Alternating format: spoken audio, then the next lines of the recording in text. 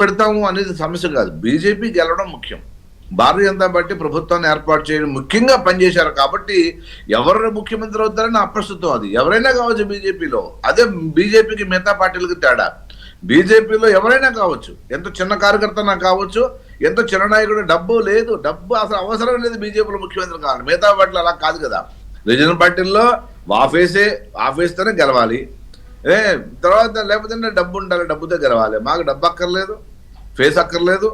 Cadre పార్టీలో Bharatiya Janata party లాంటి పార్టీలో కార్యకర్తలు ప్రతి ఒక్కరు కూడా శక్తివంచన లేకుండా ప్రభుత్వం ఏర్పాటు చేయాలి అనే పనిచేస్తారు. కాబట్టి ముఖ్యమంత్రి ఎవరైనా హైకమాండ్ పెడుతుంది, నిర్ణయిస్తుంది, దాన్ని బట్టి ముందుకెళ్తాం.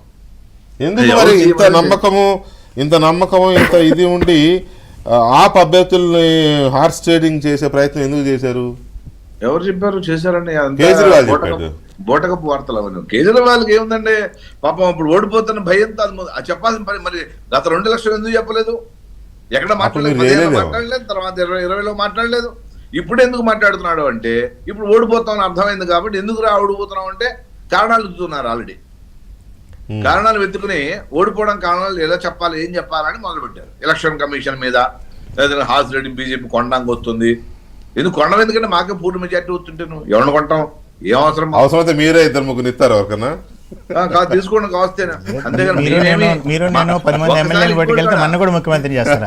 ఇంకోటి కూడా అంటే మాకు ఎవరైనా మా బీజేపీ వేరే పార్టీ నుంచి 10 మందిని తీసుకొచ్చి వాళ్ళని కూడా ముఖ్యమంత్రి కావచ్చు అనేది మధ్యప్రదేశ్ లో నిరూపించాము, హర్యానాలో నిరూపించాము, రాజస్థాన్ నిరూపించాము, ఎక్కడైనా.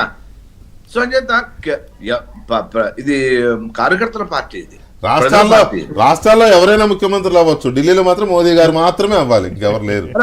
ఆయన కోసమే ఓటేస్తారు జనం అంతా. నా ఫస్ట్ క్వశ్చన్ కూడా అదే. ఢిల్లీ ప్రజలు కూడా మోదీ గారిని చూసే ఓటేయాలి అనే దీంతో వెళ్ళారు. మళ్ళీ ముఖ్యమంత్రి ఎవరి పేరో చెప్తే వాళ్ళు వేస్తారో వేయరు అని. మోదీ చరిష్మా